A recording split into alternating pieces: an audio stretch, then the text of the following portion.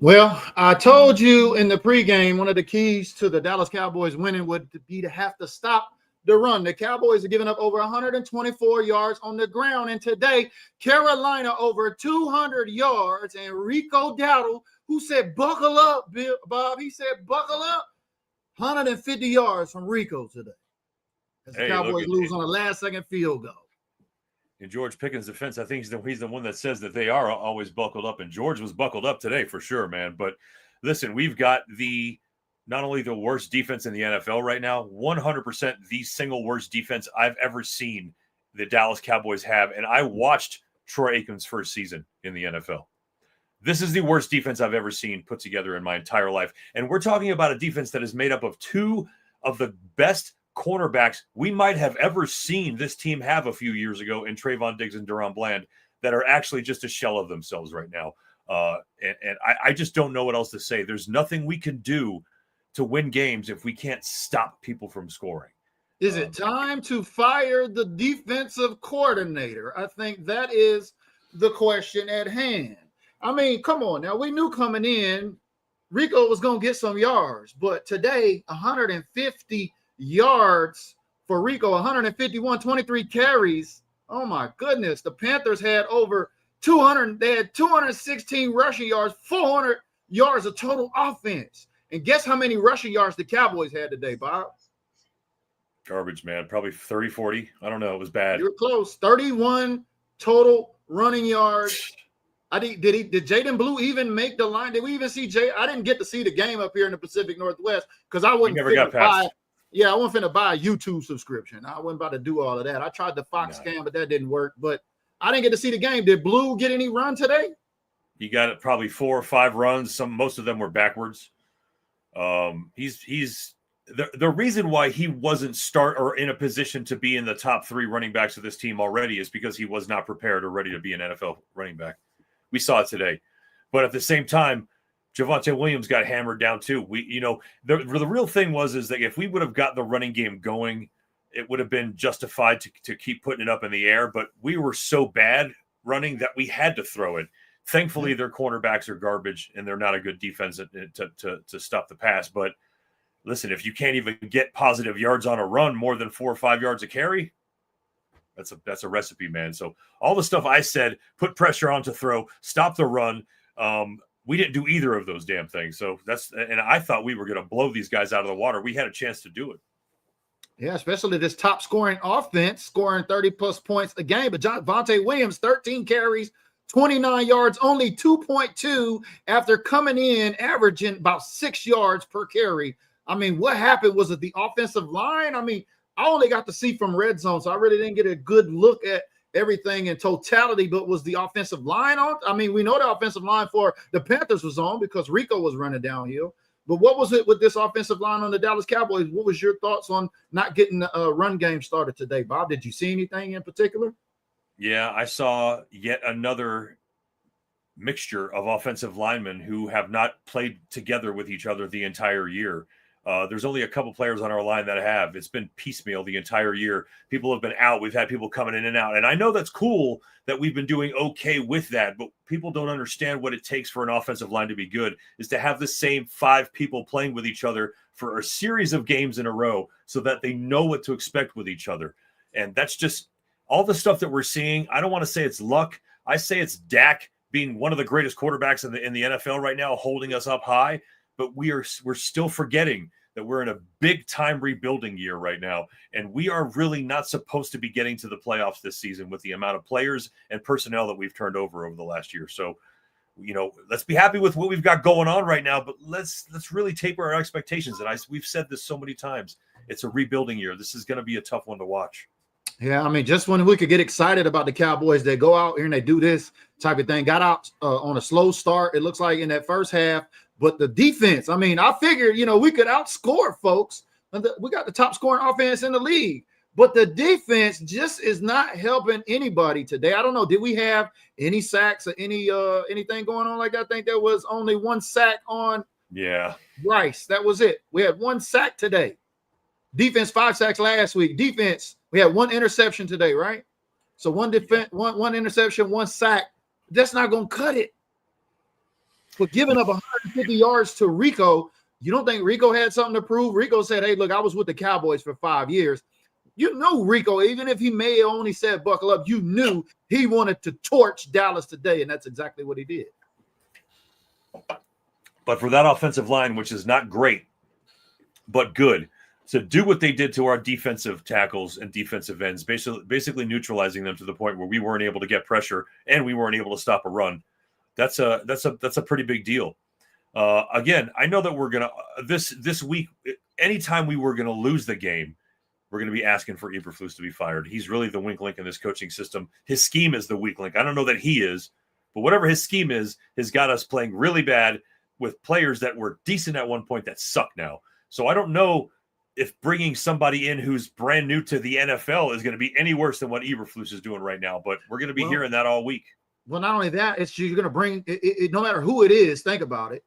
They're going to have to come in and try to fix a bad situation. Like they're trying to stop the bleeding right now.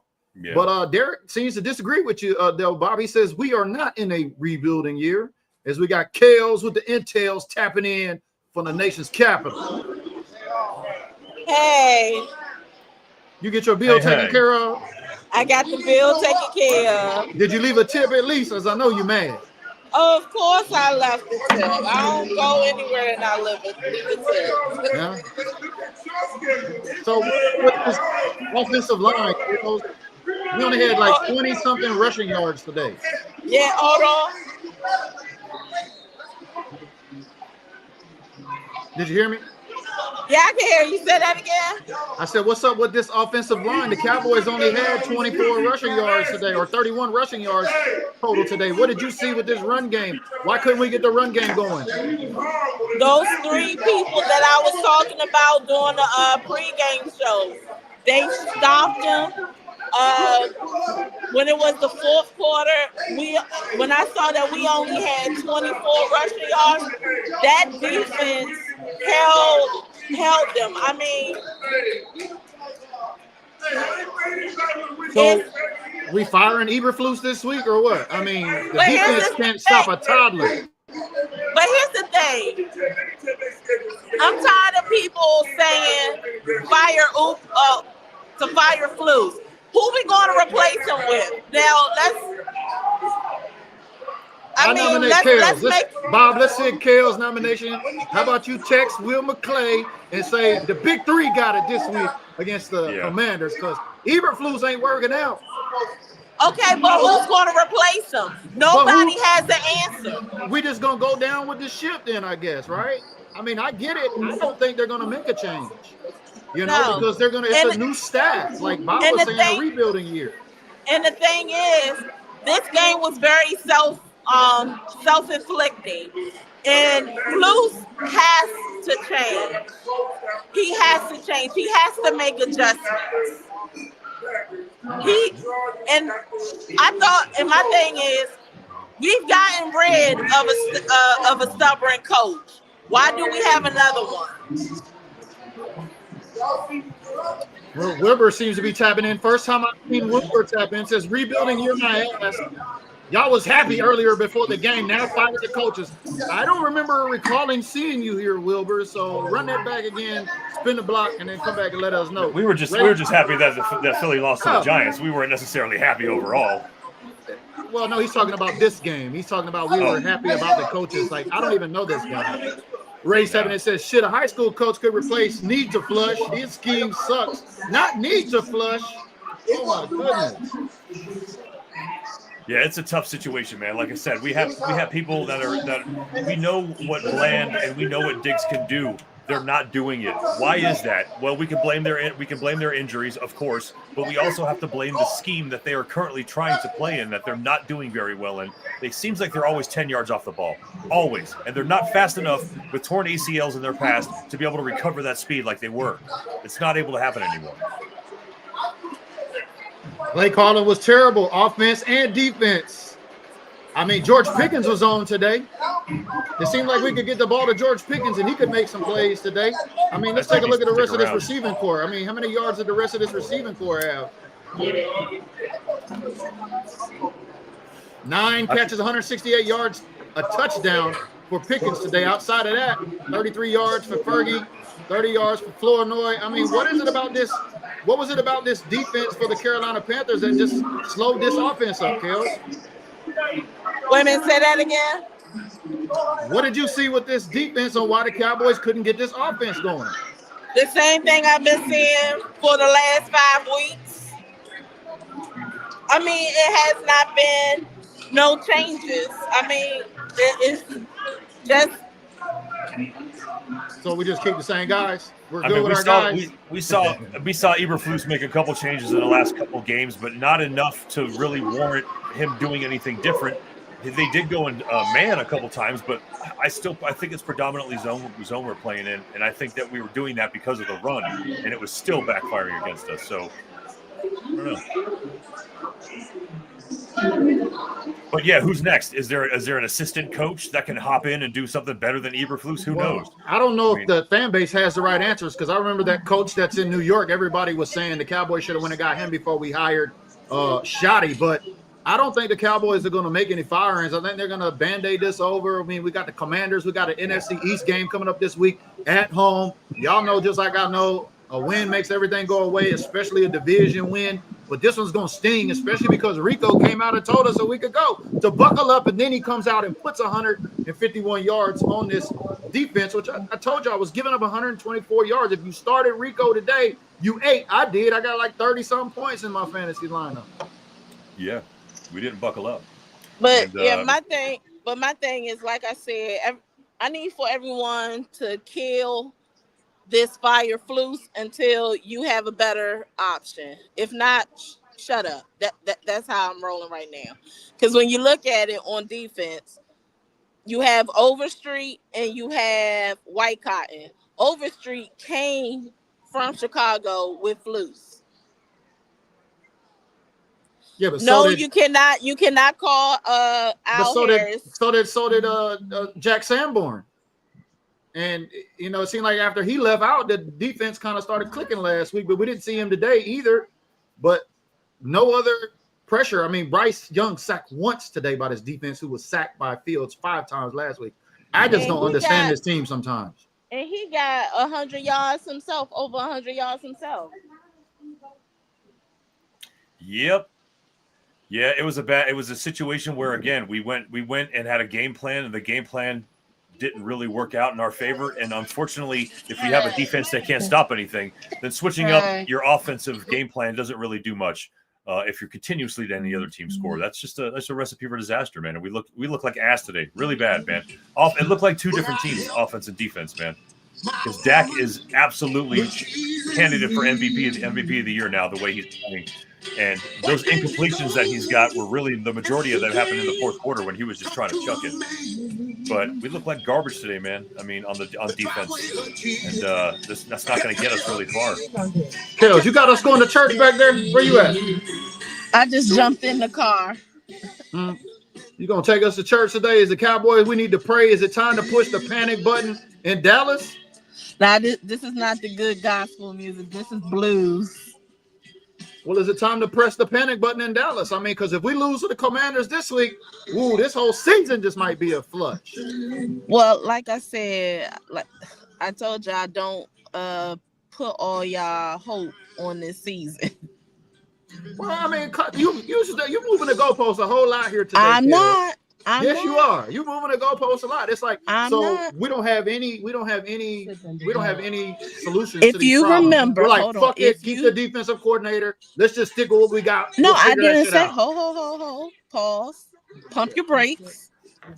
I said in January to give yourself grace and don't put that don't fix what we got coming up this next week, though. Let me finish. We're talking in broad strokes. We got a game up next week. We're talking about today. We're talking about Eberflus. What does this team do? Okay. We need some answers. I said, wait a minute. I'm going to give you an answer if you listen, because I'm trying to answer your question.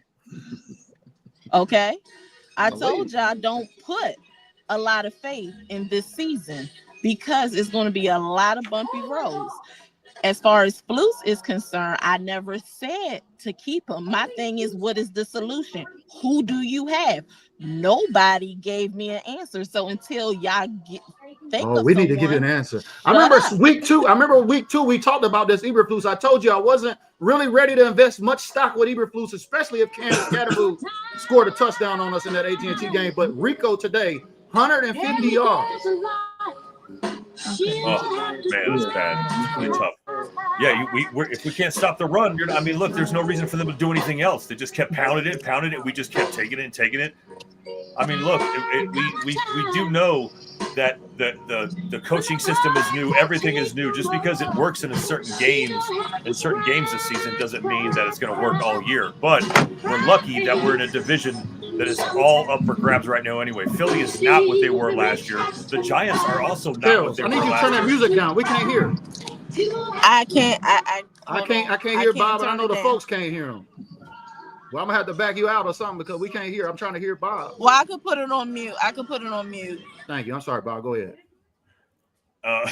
You're talking about this run game, and we're trying to do all this and that. I basically wah. That's all we're really talking about here. Again, we had one game plan, and we knew it was going to come down to their running game, and they didn't have a reason to change it on us. The real issue, like I said, is we've got new coaching staff. We've got new plays being called with players that are coming from a different system within our team. We knew this was going to be a rocky road.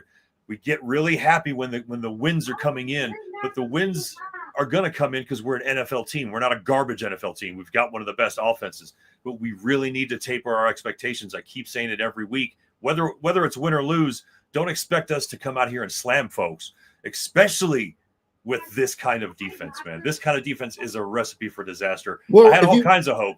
If you peel it back, though, Bob, 180 total yards for Rico today. Rico ran on every first down. I mean, we as a team and a defensive coordinator, we can't stop one guy. That was the whole difference. I mean, I know Ted had 2 touchdowns in the end zone, but Rico was their old offense. They had over 200 yards rushing. And they were doing different stuff offensively in the red zone than they were anywhere else on the field, and it was kind of in their favor, obviously, because Ted having those 2 touchdowns as a wide receiver. But I didn't expect them to do well from the air, and they kind of didn't. But they didn't need to, because all they needed to do is hand that ball off. And I do not know why, with a line full of professional NFL defensive tackles and defensive ends, we look like we're standing still. But I don't know. I can't really blame it on anything other than either lack of coaching or inability on the players' end. But look, these guys were doing well under different defensive schemes, so I don't know. I don't know what to say. I didn't see much of a difference in change in defense from first half to second half too, by the way. Well, I thought it was going to feel a little different. I thought it was going to feel a little different today if we could get a dub, but that's not the case going into the Commanders game next week, because I got the Commanders whipping us twice this season, especially with the way this defense is playing right now. It's like, do you just pick against Dallas every week? But it's been a crazy NFL season because there were some other tight games here today, as we even seen the Eagles go back-to-back losses. But it doesn't help our case when we know we have a run game, stopping the run game problem, but we can't stop one guy. That's what gets me so frustrated, and that's why I'm trying to ask for answers here. Not firing Eberflus is really not the answer. It's make an adjustment, motherfucker. Let's get some crayons out. Let's go in there and let's get the video on. Let's see you do it, because it's not happening. It's not translating on field. Just as I said, if you're a player on defense that's good in man, doesn't mean you should suck in zone. That also should apply to our coaches as well. Just because you're a zone kind of coach doesn't mean you should be horrible calling man defensive schemes.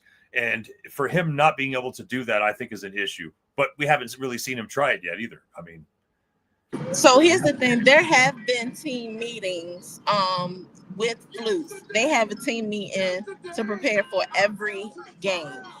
And the players have expressed some changes that needs to be made.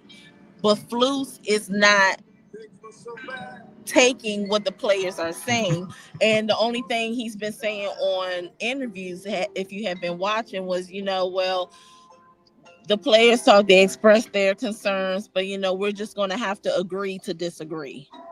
It sounds like it's some political shit going on in that locker room right now. If you got players saying, hey, this shit ain't working, and change it, and then the organization says no, it sounds like there may be a communication breakdown and the barrier there, because I mean, if they're talking about this compete mantra, and I'm shooting this shot at Shotty right now with your defensive coordinator. If you're on this compete mantra, but players, and then we're not adapting to player strength, I don't understand that. Especially we know, like Kales has said many times, these guys are all man press man coverages, but we're continuing to run this zone. And then everybody's like, well, why can't we get any interceptions or anything like that? Well, we're not getting any pressure on the quarterback either up front. So it's a double whammy. But I don't get this whole they're lobbying for change and they're not listening. That seems to me like there's more of a problem there.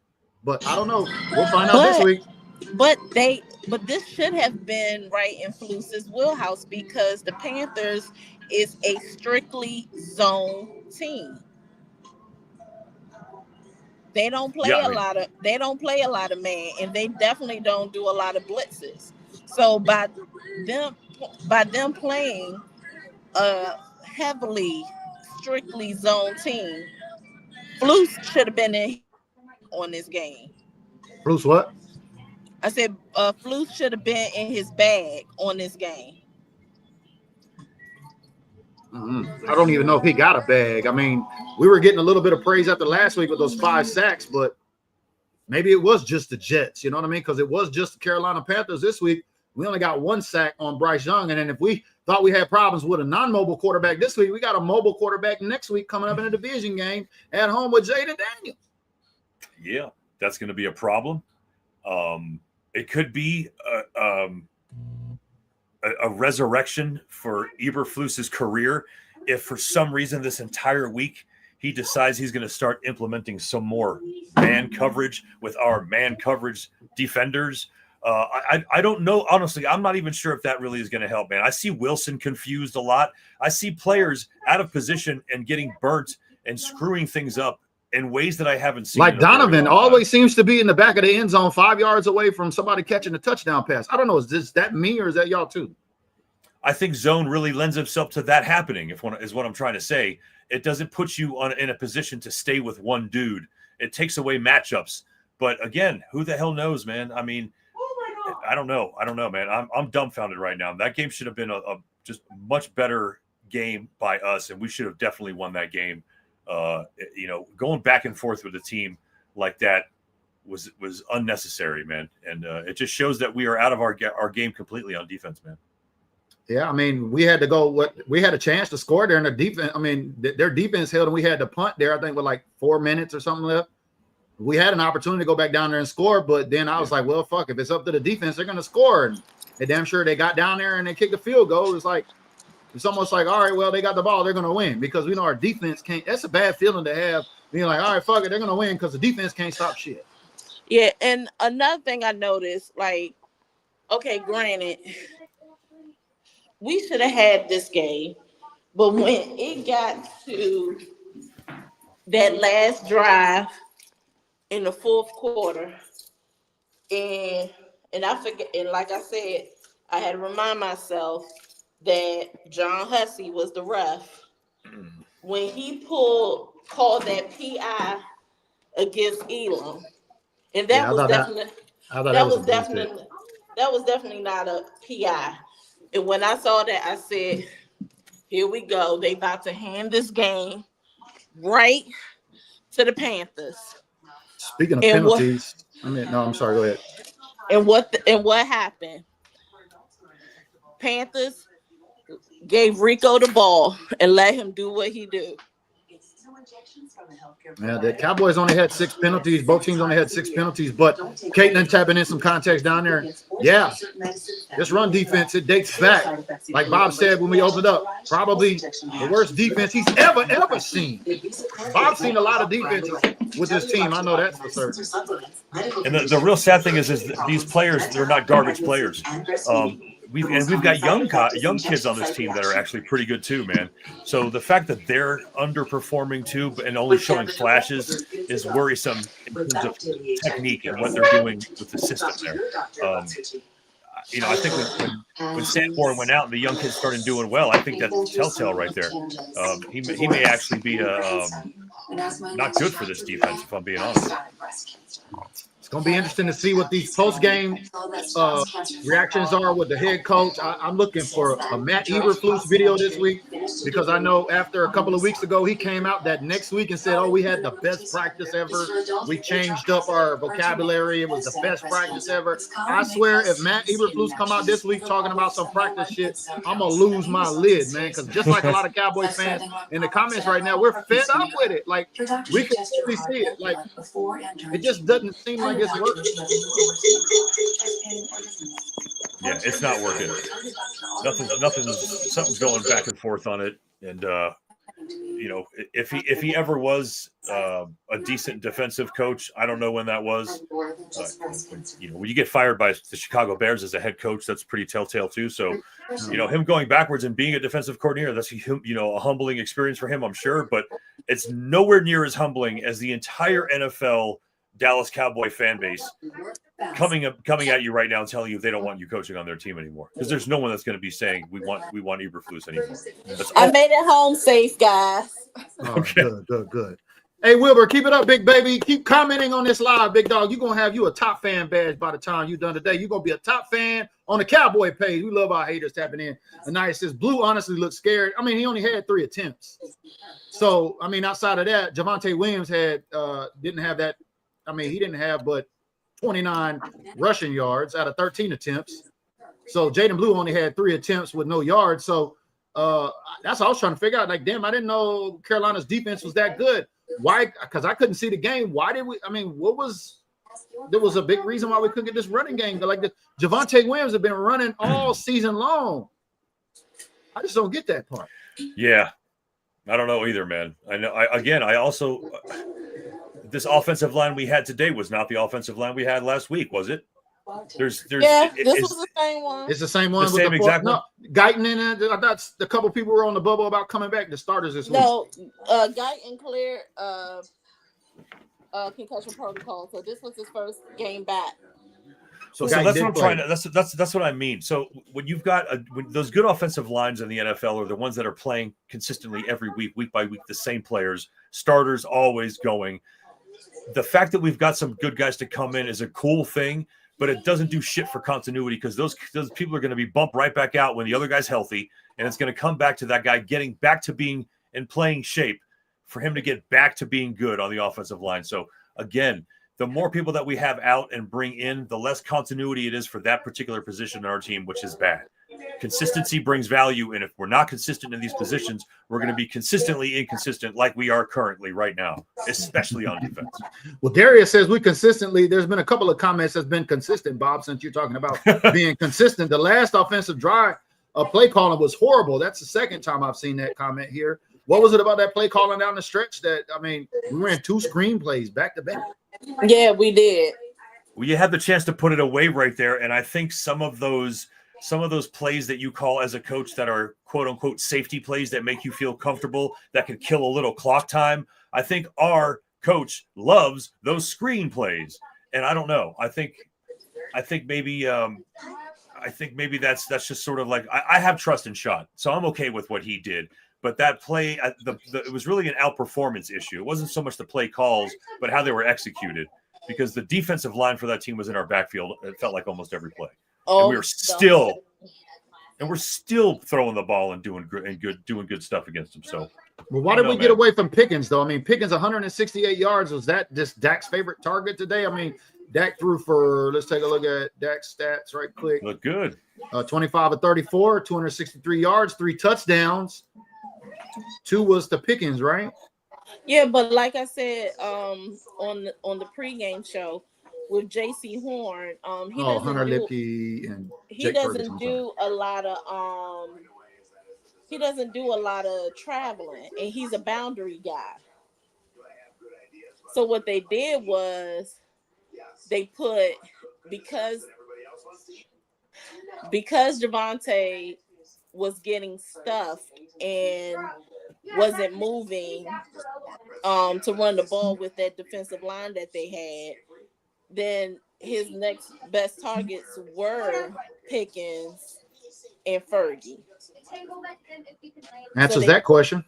So they put So they put their single high safeties on Pickens, which is, in my opinion, I mean, they're not the best single high safeties, but that's how he managed to get the ball moving the way that he wanted to, because Javonte Williams was getting stopped every time the ball gets handed to him. Yeah, and I'm with Ray too on this one. Anybody, and I've been saying it for a couple of weeks now, especially the wide receiver screens. Those absolutely need to be taken out. I understand why they're there though, because we run a lot of running plays out of those screen plays formations. So the one thing that's been keeping our offense really, really good this year is the fact that we're running multiple plays out of the same formations. And we're showing movement. We're showing a lot of different things to confuse the defenses. So I understand why the screens are there, but at this point, they're just not working because defenses are just too quick to break through our line. Our offensive line does not seem to be good enough to swing out there and make those blocks happen on those screens. And the wide receivers aren't doing the greatest of jobs either. So yeah, I think as just in terms of what they are effectiveness, I don't think they should be used unless we're going to do them solely for our running backs. Tight ends and wide receiver screens are they're done for me. Which brings up a good question right here with today. I mean, George Pickens, 168 yards, 1 touchdown. He says this shows there is no one behind Pickens that is a reliable target. I mean, well, Kevontae Turpin wasn't in the game the second week in a row this week too. That's as well. Problem. So, but today it was definitely he was no target behind him, because outside of him, the only other folks was Jake Ferguson, 3 catches, 33 yards. Yeah. Ryan Flournoy, 3 catches for 30 yards, and that was it. Yeah, and that's what. Well, except for Hunter Lipke, he had a pass for a touchdown. But and that's what the fullback. That's what one of my club fans said at the bar that Turp was definitely missed for this game. And technically, I mean, he could have went for this game, but they're holding him as well as CeeDee Lamb back for next week. Do you think we'll see the return of Turp and CeeDee possibly next week? Yep, because that's what they trended for. I know this, Bob, and this is why I thought that, George Pickens was going to be a fantasy football trap this year. I didn't think he'd get that many targets. I didn't think we'd blow him up so he'd turn around and come back to the negotiating table. But what Kale's saying, I think they're going to try to hurry up and get some. Because George Pickens is wide receiver 1 out there right now. Please do sign that dude as fast as possible, because if he goes anywhere near free agency, we're screwed.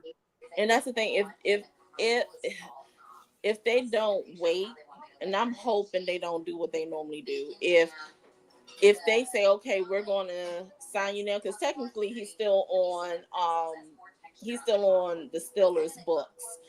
So if they give him a contract, it's better to do it now, because he will not affect this year's salary cap with what we have and next year's salary cap.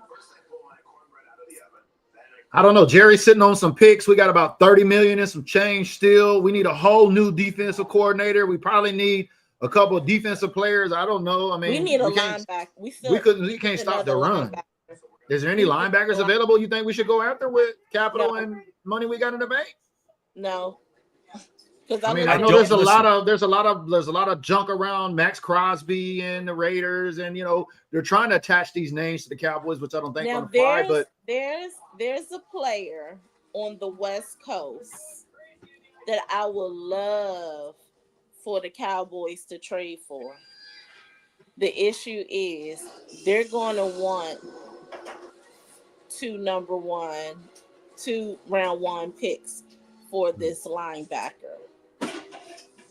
Who is that? And I'll be honest with you, I would not be surprised if it's by the time we figure this out, it's too late. The trade's gone. The trading period has closed, because I think Jerry's sitting back and waiting for us to have CeeDee, Turpin, Overshown, all of these players that are currently out of the whole starting lineup puzzle. As soon as we have all of them together, it's going to be easier to make a bigger assumption of what we're going to do. But by that time, I don't think we'll be able to trade for anybody. And not to mention, I don't think Jerry's going to trade anybody. He's not going to trade any draft capital from here on out. Unless that happens during the draft. It's not going to happen now. What do you think about Trey right here? Is he knocking on your East Coast door? Kill says Baltimore is a sinking ship. Maybe we could trade for Wilquan Smith. Nah. Who are you talking about over there that they want 2 number 1s for? The name is on the tip of my tongue, but I'm trying to get them to drop the name because they can't drop the name because that's considered tampering. Yeah. Caleb saying Fred Warner of the Niners. He's taking a shot here. Is who she thinking? That's who I'm thinking. Winner, Bro, chicken dinner. get out of town. I would die if that guy came to our team. He's one of the best linebackers I've ever seen. That's what San Fran wouldn't let that guy go. Nah, man, not he's to like us. He's a whole. I mean, that's Robert Saleh's paycheck right there. He let that guy go. Robert Saleh's not a coordinator next year. But from what I'm hearing, there it is because what they were talking about, they're saying it's a California. He's based in California, so I'm thinking it's one in that's in San Francisco or the one that is with the Rams. Well, somebody said bring Aaron Donald out of retirement. Hey, man, I'm all with Jerry. You write that big check. So we need something big to stop the line because Mozzie, what was going on? So I've seen some chatter about Mozzie again today. What was up with Mozzie? He's like, throw him in the trash can all the way again.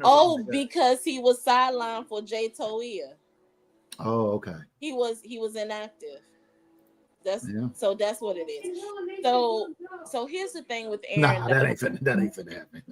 So here's the thing with Aaron Donald. When he retired, when he retired, he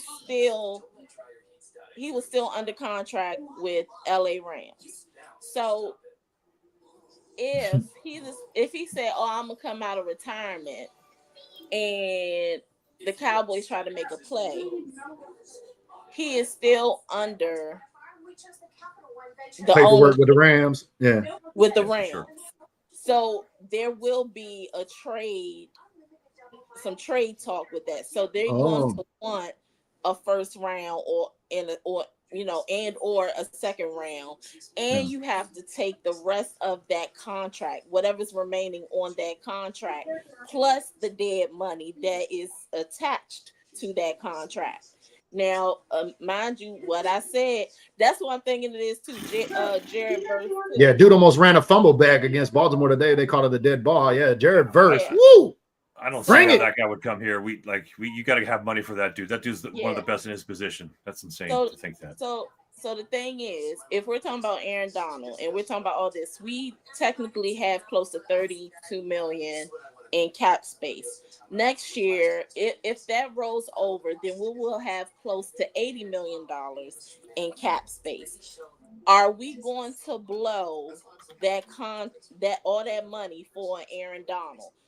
Granted, we still have to enter the draft with $15 million in the bank to draft. So we got about $15 million to play with. We got some picks, but this is my thing, y'all. Hear me out. We're a third of the way through this season. All right, 6, 8, was it? Yeah, 6, 12, 18, right? Something like that, 18 weeks. A third of the way through this season, and we got draft cap. I mean, we got picks and we got money in the bank. It's not like we don't have picks like where we've been in the past. We don't have money. We don't have no layer, and we're good with our guys. I remember, but I don't understand this if we're good with our guys and we got money and picks. So I'm hoping we maybe hear something this week because I'm like, if we don't, like, when? I mean, at what point are we going to continue to allow this damn train to go off the tracks here with his defense? I just think historically, Jerry is not the kind of guy. I don't think Jerry got those draft picks for Micah to trade those draft picks away. We are just we're just such a draft heavy team. We know how much our team loves just signing our guys, which means the guys we drafted or UDFA'd, whatever the case may be. There's just no chance. It's just conversation for us to think Jerry right now is going to package a first and second round for somebody that may or may not be available, thinking that it's going to stop the run. You know, this is not only a personnel issue, it's a systematic issue right now. We've got decent to bad players on the line being coached by a bad defensive coordinator. So I don't know what changing a lot of personnel is going to do if we're going to keep the same mindset. Well, so systematically, Vondale says 178 points, Kels, on this defense in 6 games, and we're still 2-3-1. That's crazy. Yeah. And here's another thing. If you look at the projected draft for next year, with our draft pick, our slated draft pick, we're like at between number 10 to number 12. Is that what it's about? We silently tanking with this defense. Let's keep Eberflus so we don't have to bring up the tank word and then everybody else try to figure that shit out. Tank. I don't think it's a tank. I think it's what's supposed to be going on with a rebuilding team. Oh, I'm not saying they're doing it, but I'm just saying that's kind of where. Oh, I mean, yeah. Kale's talking with the picks. He says we're getting close to having a top 5 draft pick as a result. Yeah. If we continue to lose at this rate. But let's look at that Green Bay. Let's look at that Green Bay pick that we got for the first round for Micah. They're 23rd. They're like in the 23rd right now, like in the 20s. Yeah. So me, I would not give up my two first round picks. That's just me. Hold on, wow. 1 minute. Let me see that. Yeah, that's a whole lot right there. I know that took Robert a whole 5 minutes to type that one out, but we appreciate that. He's basically just saying, look, man, we screw up on that position in the draft. Why don't we just use that to get somebody that's already established in that position? Just don't draft another Mozzie, another Taco. So the person we got to take up that one tech nose tackle position is Kenny Clark. That's what I'm saying. And again, we know that he's a little older, but he's not bad. He's not a bad player. It just seems like he's all alone in that position.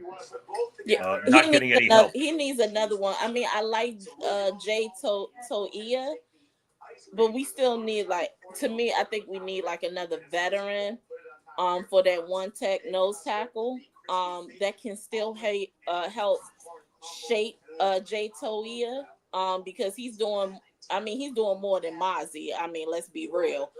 But we still need a linebacker. This is interesting right here. Anaya says, Jets going to fire Glenn. I remember a lot of Cowboy fans wanted him as a head coach this offseason. Going to fire Glenn, so we should jump at him for our DC. There we go, Kels. We got some problem solvers in the audience providing some solutions. The Jets not going to fire him.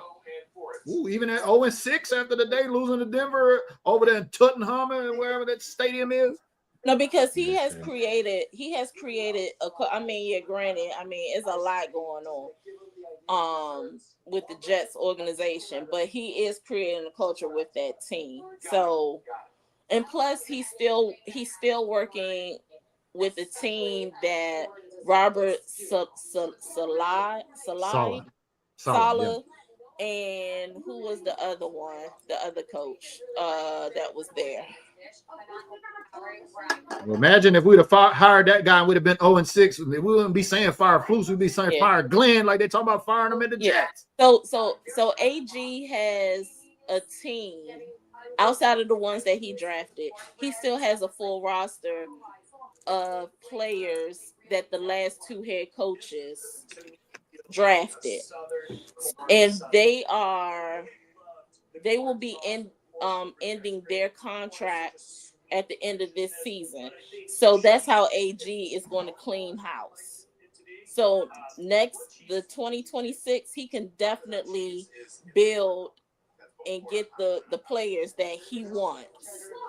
And he may keep a couple of those players, but he's going to get rid of a lot of those players from those other 2 coaches' regimes.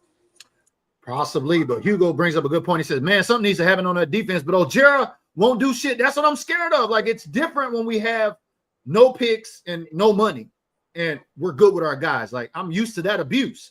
But now we got money and we got picks, and it still seems like, even though nobody's saying it, Bob, we're still kind of good with our guys. Yeah.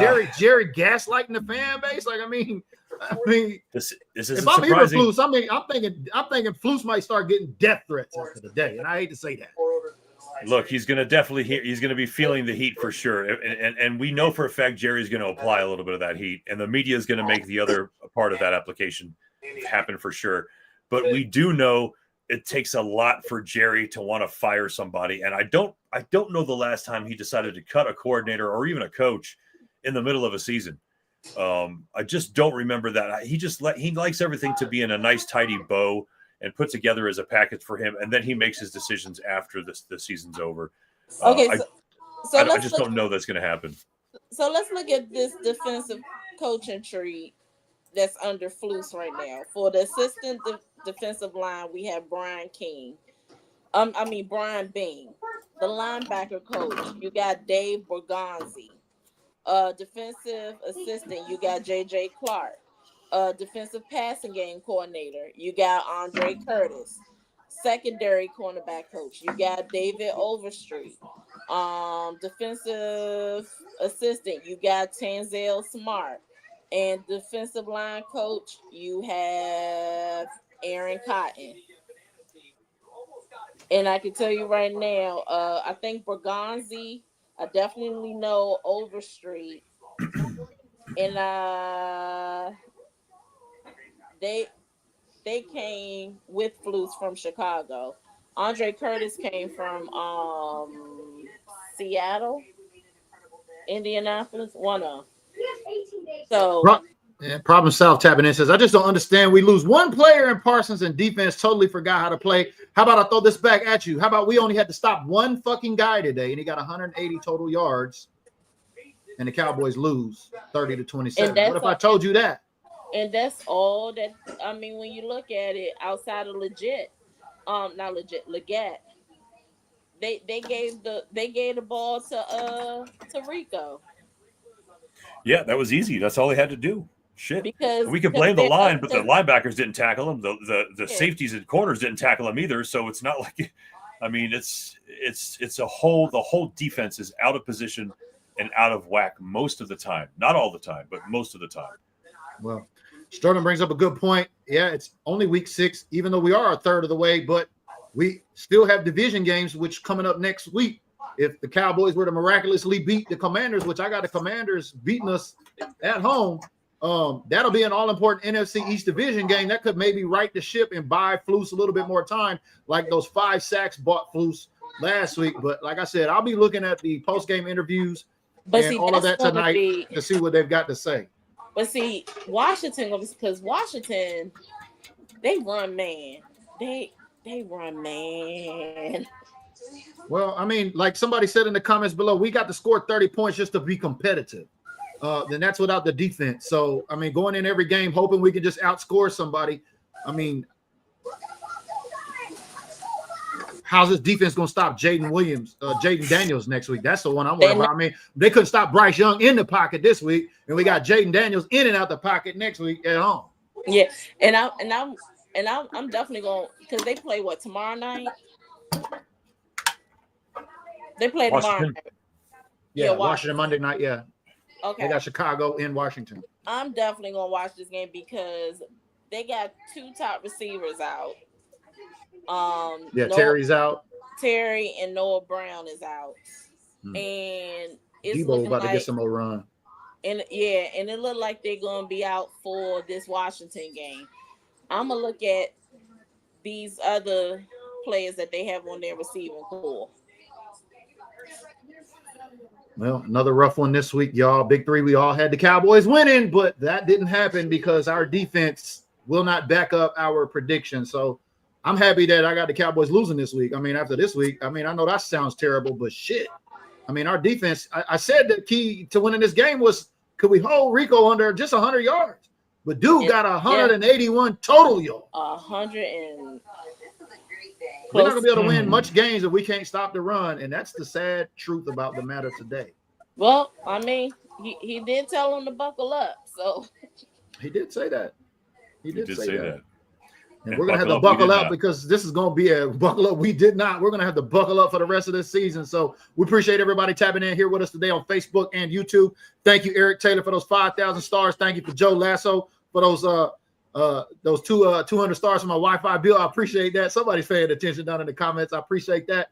Someone Cowboys said offer Belichick the job. No. Nah, he trying to get a buyout. We don't want none of that. We don't need none of that circus with Bill Belichick in the kiddie pool in Dallas. Hell, we got enough problems of our own. But no, we'll be tuning in back here next week for sure because I don't know. We'll have to get the time stamp worked out. Oh, I think you want to do the pregame show on Friday this week, right, Kels? Yeah. So, yeah, look for us on Friday at some point. We're going to have the pregame show. Kale's going to be busy, so that way we can have all the big 3 together, and then we'll be back Sunday for the post-game show. But 0 for 3 today, y'all. I'm starting to look at my schedule. I'm like, damn, I'm 10-7, but I don't know, man. I Hopefully we mean, can get a dub this week. I had us 8-9, 9-8, but that time messed it up. So my whole schedule is busted. That bracket is busted. Yeah, my picks is already busted this week too. These last 3 weeks in the NFL just driving me plumb crazy, Bob. I can see why you probably quit fantasy football, man. It's the Big 3, man. We out, y'all. Y'all have a great Sunday. We'll see y'all in the gym back on Friday on the next episode. Turn out the lights. The party's over. They say that all good things must end. Call it a night. The party's over. And tomorrow and next year starts the same old thing again.